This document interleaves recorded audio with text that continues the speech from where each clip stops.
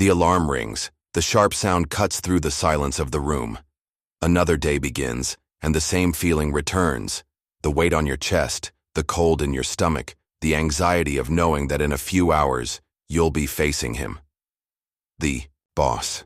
The one who seems to feed off others' discomfort, who turns the workplace into a silent battlefield, where the enemy doesn't scream, but wounds with glances, words, and subtle gestures. The hot shower doesn't ease the tension. The coffee goes down tasteless. On the way to work, the crowded subway, the packed bus, the long walk on the hot pavement become daily tests of endurance. But nothing compares to the final test. Crossing the door of the company and facing his gaze. Epictetus said that it's not the things that disturb us, but our opinion of them. The provocation only hurts if you allow it to. But how can you ignore poisonous words? How can you shield yourself from looks that devalue you, from jokes disguised as fun, from the feeling of always being diminished? The boss walks by, makes a comment, a hint, a veiled criticism, a test. He wants to see your reaction. You feel your body respond before your mind, the tightness in your stomach, the blood rising to your face, the quickening of your heartbeat. But then you remember. Marcus Aurelius wrote, "If someone can prove me wrong and show me my mistake, I will gladly change. But no one can force me to feel anything I do not allow." Breathe. Don't fall into the trap. Responding with anger gives him what he wants. Responding with fear gives up your peace.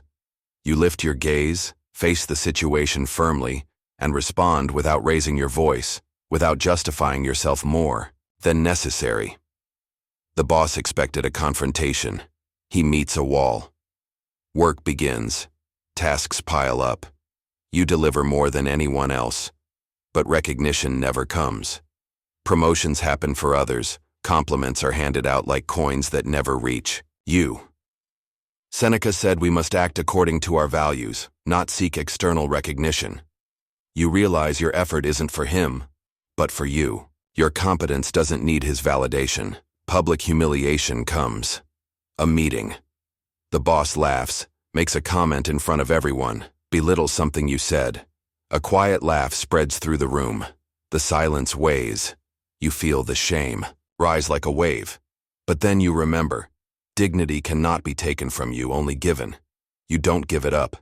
You hold your posture, breathe, and respond with clarity. The days pass and the game continues. Overload, impossible goals, disguised microaggressions. He expects you to break, but you're not the same as before. You prepare, seek support, build your own network. You understand that he may control the environment, but he will never control your mind. Time passes, and something changes. You no longer arrive at work with fear. The boss hasn't stopped being toxic, but he has lost his power over you. He notices you're no longer affected the same way. You've learned that your worth doesn't depend on him. You've learned that true control comes from within. The alarm rings. You wake up. But something is different. Today, you rise not as a victim of the environment, but as a warrior who chooses his battles. You can't change the boss. You can't change the power game. But you can change how you play it, and that is the greatest victory. Stoicism is not staying silent in the face of injustice. It is being strong enough not to bend, to know when to fight and when to move on. To never forget that, no matter how bad the environment is, no one can take from you what really matters: your dignity, your strength, your essence. The coffee is still the same. The commute to work is still long. The subway is still crowded. But something inside you has changed. The city, once gray and suffocating, no longer holds the same weight.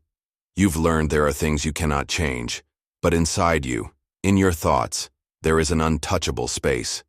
And it is there that you decide who you truly are. The boss is still there in the same place, playing the same game. But now he senses something is different.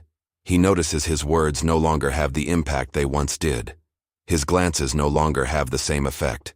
His presence no longer imposes the fear it once did. This bothers him. He doubles down on his provocations, tests your limits. He tries to overwhelm you even more. He tries to make you doubt your abilities, tries to push you back into the position a victim, but you're no longer there. Epictetus said if a rabid dog is loose, getting angry with it is pointless. You simply step out of the way. Some battles are not won by facing them head-on, but by deciding where to place your energy. You don't retaliate. You don't play his game. But you don't bend either. You work, but now you work with strategy. You understand, you don't need to prove anything to him. You prove it to yourself. Your effort is not for recognition, it is to take you further. You start looking outward, for new opportunities. You understand life is made of cycles, and this cycle, which once seemed like a prison, is just a stepping stone. The boss notices. He feels like he's losing control. He may try to keep you in that environment, but he can no longer trap your mind. The days pass, and your posture remains. And then, one day, the moment arrives. The opportunity you've been waiting for. The door opens. Perhaps it's a new promotion. Perhaps a new company. Perhaps it's just the moment when you decide you no longer need to be there. You walk up to him, look into his eyes for the last time. There's no anger, no resentment, just a silent understanding. You've won. Not because you won a power game, but because you never needed to play it. You walk out the door. The same path as always, but now it feels different. The sun shines differently. The air feels lighter. You've won not because you defeated your boss. You've won because you never allowed him to define who you are. Marcus Aurelius wrote, "The happiness of your life depends upon the quality of your thoughts." And today you finally understand. You were never weak. You were never small. You just didn't know the size of your strength. Now you do. And the entire world is ahead of you. The door closes behind you, but inside, something stayed. It wasn't fear. It wasn't weakness. It wasn't pain. You left behind the weight you carried. Every day, the anguish of feeling trapped in an environment that tried to crush you. You walked, not as someone who runs away, but as someone who chose their own destiny. You realize it was never the boss who had power over you. It was never the environment. It was never fatigue, fear, or doubt. The real power has always been within you. You just needed to see it. Seneca said, "If a man does not know to what port he is sailing, no wind is favorable." Today, you know, your work doesn't define who you are. The boss doesn't define who you are. The world around you may try to bend you, but inside you, there is something no one can touch. Your courage, your essence, your freedom. And now is the beginning. The beginning of a life where you don't accept anything less than you deserve. Where you don't allow another person's energy to control your peace. Where you learn that no matter how tough the world may be, you are stronger than any storm. This is not just a story. It's about you. About every day you got up even when you had no strength left. About every time you took a deep breath to avoid reacting with anger. About every time you believed in yourself when no one else did. What will you do now? Will you continue carrying the weight of others, or will you live with lightness, dignity, and pride in who you are? Marcus Aurelius wrote, "You have power over your mind, not over external events. Realize this, and you will find strength."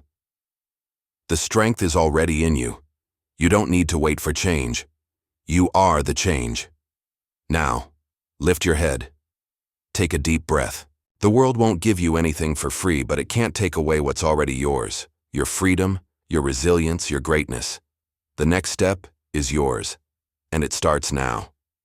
If this message resonated with you, if you feel it's time to take control of your life and find your inner strength, then subscribe now. Here we talk about resilience, courage, overcoming challenges without losing who we are.